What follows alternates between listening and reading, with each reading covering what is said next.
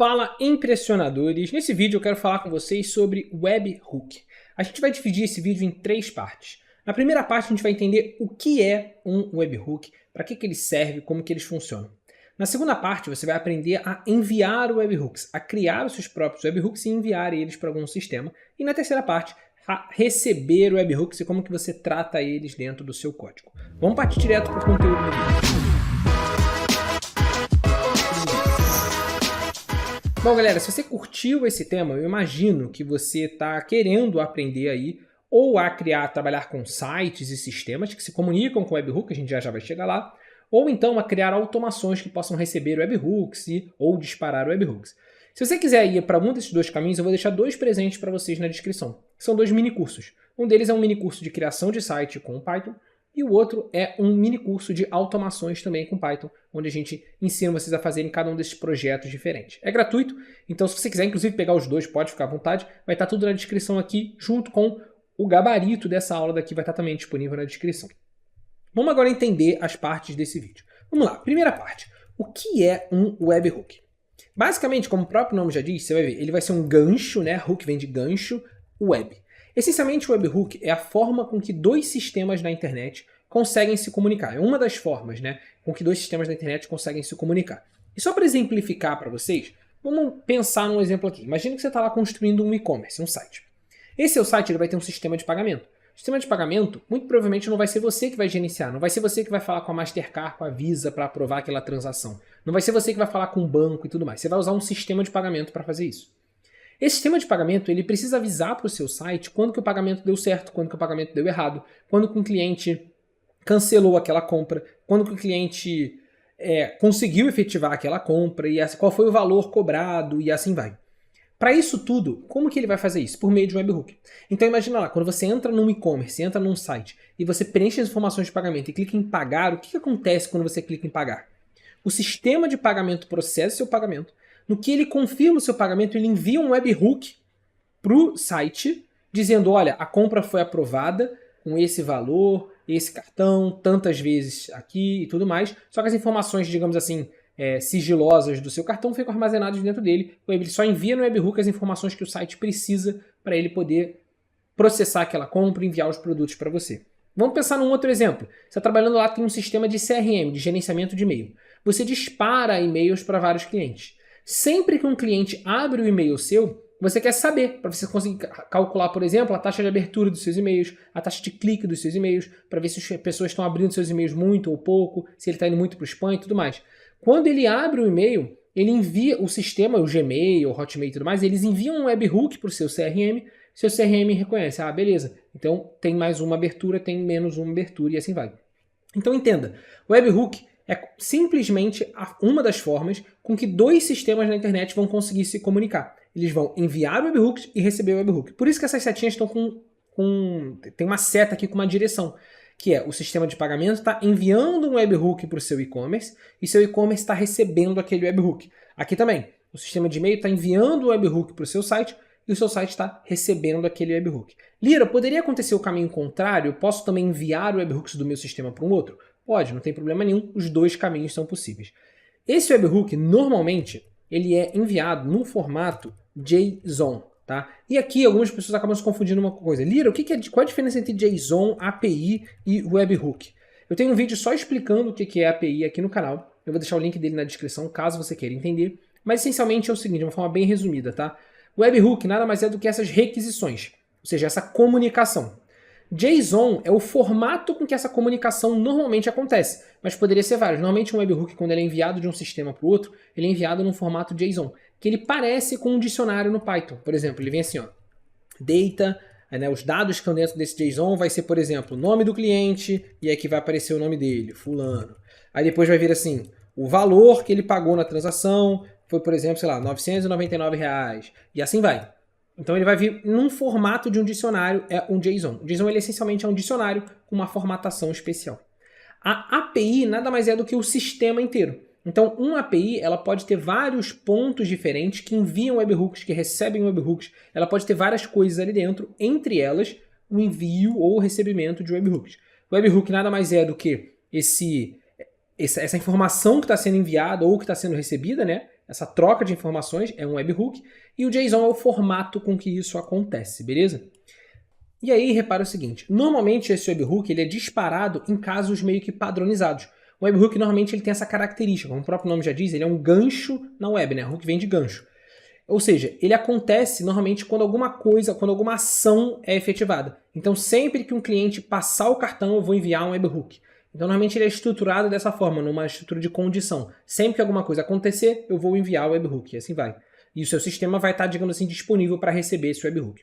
Agora, para você conseguir entender isso um pouco melhor, você tem que entender como que você cria, né, e envia um webhook e como que você recebe um webhook. Essencialmente, isso vai estar normalmente dentro de um site, de uma API, dentro de algum sistema. E esse site, essa API, esse sistema, ele vai ter dentro dele uma espécie de uma função, um código mesmo, que vai ser uma função, onde dentro dessa função, por exemplo, a gente vai fazer o exemplo de criar um webhook, de receber um webhook usando Python, tá? Então, para a gente conseguir fazer isso, no Python você precisa fazer requisições. Esse webhook, normalmente ele é transitado assim por meio de requisições HTTP, que é a forma com que a internet se comunica, com um site se comunica com o outro e tudo mais. E essas requisições, elas têm vários formatos, mas normalmente no webhook você vai encontrar esses dois formatos. O formato do tipo GET e a requisição do tipo GET, né? E a requisição do tipo POST. A requisição do tipo GET, ela vai receber o webhook, ela pode receber um webhook. E a requisição do tipo POST, ela vai enviar um webhook. Você vai fazer... Então, enviar um webhook nada mais é do que você simplesmente fazer um post para um link específico com informações. E aí, como que isso acontece? No Python, a gente usa a biblioteca requests para fazer isso, beleza? Então, para fazer isso com a biblioteca requests, a gente vai fazer no seguinte formato. A gente vai primeiro importar a biblioteca requests. Import requests, tá? Isso aqui vai funcionar em qualquer editor de código em Python que você estiver usando. A biblioteca requests, ela não vem instalada. Então, você tem que abrir lá o seu terminal ou lá o local onde você instala bibliotecas no seu Python e rodar aqui um pip install requests, tá? E ele vai instalar. Se você não tiver usando o PyCharm, estiver usando o VS Code, por exemplo, vai ser no terminal lá do VS Code também. Se você estiver usando, por exemplo, o Jupyter, né, Notebook, você vai ter que instalar isso lá no prompt do Anaconda. Você vai abrir aqui o prompt, esse aqui, ó, o Anaconda prompt, e vai rodar esse comando pip install requests lá dentro. Aí agora, para você enviar o webhook, como que você vai fazer? Você vai fazer um requests.post e aqui você vai botar duas informações.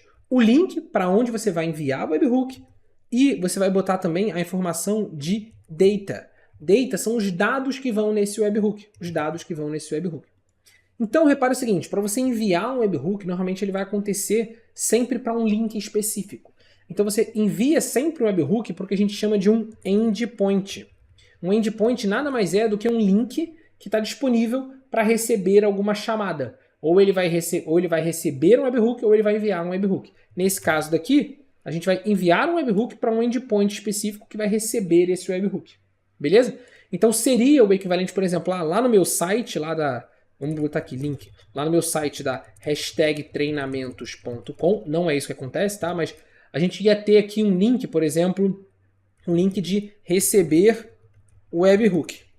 Esse link de receber o webhook é o link que você vai colocar aqui dentro da variável link.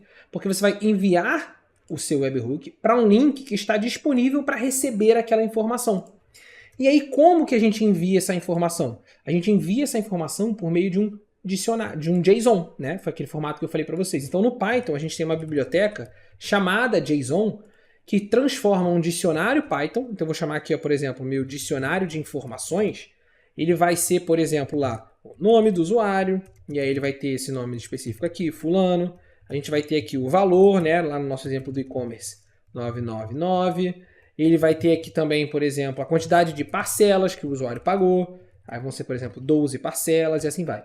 Aí você fala, Lira, você botou os números aqui entre aspas, precisava? Não, não precisava, olha só. Você poderia até colocar eles sem aspas nenhuma, como um número normal. Você trata ele como se ele fosse um dicionário normal no Python.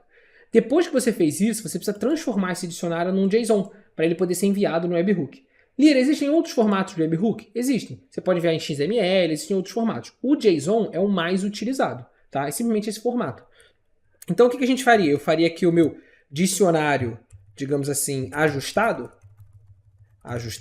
Ele vai ser um json.dumps do meu dicionário. Ou seja, ele vai pegar esse dicionário daqui e vai transformar ele, esse ponto dumps faz isso, ele transforma ele num JSON. E aí aqui agora no data você vai mandar o dicionário ajustado, tá vendo?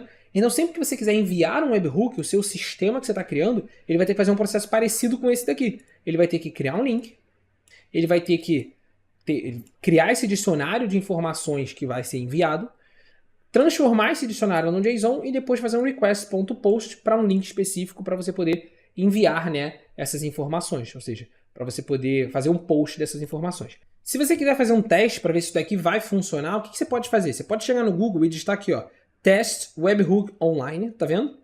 E aí, se você pesquisar isso, vai ter um site aqui, ó, que é webhook.site, que é um site justamente para você testar webhooks. E aí, olha lá, dentro desse site ele vai disponibilizar um link para você. No meu caso aqui, ele disponibilizou esse link daqui, beleza? Vou abrir ele até numa janela anônima para você ver como que ele vai aparecer para vocês, porque eu já usei esse site outras vezes, então ele já tem um link carregado ali para mim, ó. Mas no caso de vocês, ele vai aparecer assim, ó. Tá vendo? Um link específico, que vai ser um link para você.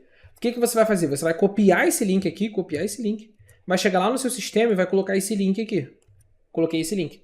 Agora você pode enviar um webhook para cá. Ó, vou rodar aqui, rodei, pum.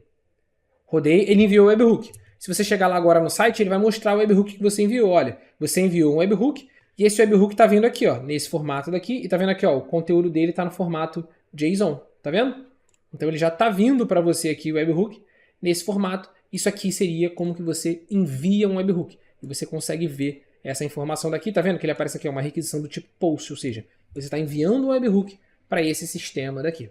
Beleza, então esse aqui é a forma com que você envia um webhook. Agora, Lira, como que eu faço para receber um webhook?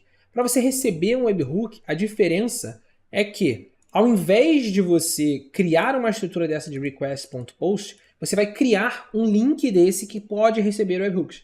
Para você criar um link desse que pode receber webhooks, você tem que essencialmente criar um endpoint, foi aquilo que a gente estava comentando, um endpoint de uma API. Um endpoint de uma API é como se fosse um microsite. Você vai criar um linkzinho de um microsite que consegue receber informações. E tem um vídeo aqui no canal ensinando justamente como que você constrói uma API com Python, né? O que é uma API e como você constrói, digamos assim, sua primeira API com Python. Então a parte de receber um webhook, você vai ter que criar um endpoint lá. Então eu vou exemplificar aqui com, digamos assim, um pseudocódigo, né? Ou seja, vai ser um código efetivamente em Python, mas vai ser um código que se você executar ele não vai funcionar de uma vez. Porque tem um vídeo de, se não me engano, sei lá, uns 20 e poucos minutos, onde eu mostro para você a estrutura que você precisa fazer para criar um endpoint de uma API, para receber essa informação. Mas essencialmente qual é a lógica? A lógica é, você vai precisar definir, você vai precisar usar algum framework de API, né? Alguma ferramenta do Python que permita você criar API. Lá no vídeo eu uso o Flask para fazer isso. E aí dentro do Flask, dentro da estrutura do Flask, ou seja, não adianta você só criar uma função normal, mas dentro da estrutura do Flask, você vai criar uma função no Python mesmo. Uma função como se fosse normal no Python, só que dentro do Flask. E aí lá no vídeo eu mostro exatamente como que você faz isso. E aí essa função vai ser, por exemplo, eu vou chamar essa aqui a função de receber o webhook. Esse aqui vai ser o nome da função, receber o webhook. E aí essa função aqui, o que ela vai fazer, né? Essa função, ela vai receber efetivamente aquele webhook, ela vai receber uma informação. Então tem uma estrutura no Flask aqui, que a gente normalmente coloca, que é uma estrutura aqui logo em cima, que a gente bota um decorator, que eu mostro isso lá no vídeo certinho, onde aqui você essencialmente libera esse link de receber um post. O que significa isso? Lembra que eu falei para vocês? Para você enviar um webhook, você faz um post, tá vendo? Você faz um post. Para você receber um webhook, você tem que ter um endpoint que possa receber esse post. É como se fosse um get, ou seja, ele vai receber uma informação, só que tem que estar avisado aqui que ele pode receber um post, tá? No Flask é assim que você cria. Então você libera o método post dentro dele. Você vai colocar uma estrutura aqui em cima que vai liberar essa função de receber um post.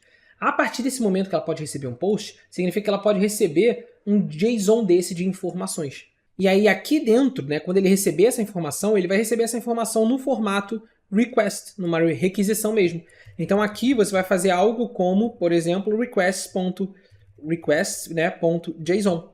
Ou seja, ele vai fazer o processo contrário. Ele vai pegar o JSON que está aqui e vai transformar ele num request. Isso aqui vai ser, por exemplo, um dicionário, vai ser um request.json. Então você recebeu aquela informação que está vindo do post aqui, dessa requisição que chegou no post, num formato JSON, transformou ela num dicionário, e aqui dentro do seu código agora, que você recebeu esse dicionário, você pode aqui seguir fazendo o que o seu código quiser. Então você pode aqui agora tratar esse dicionário da forma que você quiser. Ah, recebi o dicionário do cliente fulano que pagou o valor tal. Então agora eu vou botar para o meu sistema dizer que o cliente agora tem acesso a tal informação, que esse cliente recebeu isso. Ou seja, você vai tratar essa informação daqui dentro do jeito que você quiser. Eu fiz aqui de uma forma, como eu falei, de um pseudocódigo, justamente porque eu mostro aqui em mais detalhes no vídeo que eu vou deixar aqui na descrição para vocês. Mas é assim que você receberia um webhook. Então essa é essencialmente a estrutura de webhook, para que ele serve, como que ele funciona. Eu sei que essa parte final ficou um pouco mais, digamos assim, no mundo das ideias, sem a gente executar um código efetivamente, né? Essa daqui que a gente acabou executando mais um código em si na hora de enviar um webhook, mas porque justamente na hora de receber você precisa criar um sisteminha que consiga receber o webhook. Se eu simplesmente criar uma função aqui para vocês para receber o webhook, ela vai acabar não recebendo, não vai acabar funcionando. Então é melhor jogar vocês para aquele vídeo lá, onde eu faço isso de uma forma mais completa, mas eu espero que a lógica do webhook, a estrutura, e que vocês tenham conseguido entender para que serve o webhook, como que ele funciona, como que funciona essa troca de informações. Beleza? Espero que vocês tenham gostado do vídeo. Se vocês tiverem mais algum interesse, algum outro conteúdo no canal, deixa aqui nos comentários. Não esquece de pegar os mini cursos gratuitos que eu deixei na descrição também. Um grande abraço e até a próxima aula.